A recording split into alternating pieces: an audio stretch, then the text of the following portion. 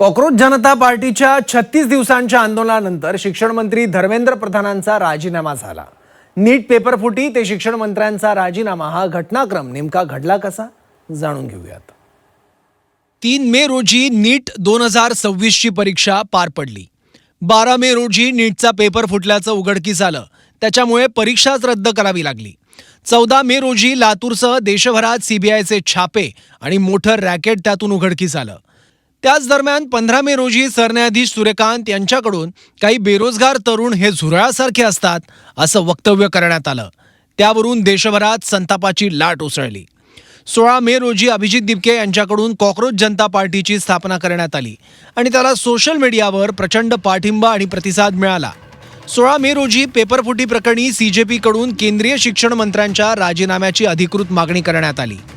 6 जून रोजी अमेरिकेतून अभिजित दिपके भारतात परतला आणि दिल्लीतील जंतर मंतरवर आंदोलनाला सुरुवात केली। 28 जून रोजी जंतर मंतरवर सामाजिक कार्यकर्ते सोनम वांगचुक यांचं आमरण उपोषण सुरू झालं। 18 जुलैला पोलिसांनी सोनम वांगचुक यांना जबरदस्तीनं सफदरजंग रुग्णालयात दाखल केलं।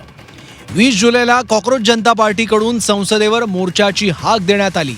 हजारो तरुण दिल्लीत दाखल झाले।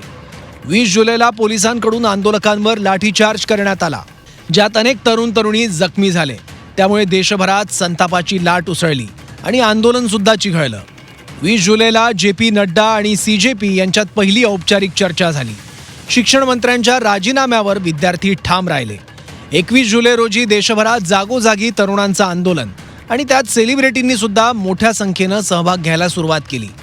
23 जुलैला मेदांता रुग्णालयात सोनम वांगचुक यांनी आपलं उपोषण सोडलं। 24 जुलैला सीजेपी आणि सरकारमधील चर्चेत 2 प्रमुख मागण्या मान्य करण्यात आल्या। 25 जुलैला अखेर केंद्रीय शिक्षण मंत्री धर्मेंद्र प्रधान यांनी राजीनामा दिला।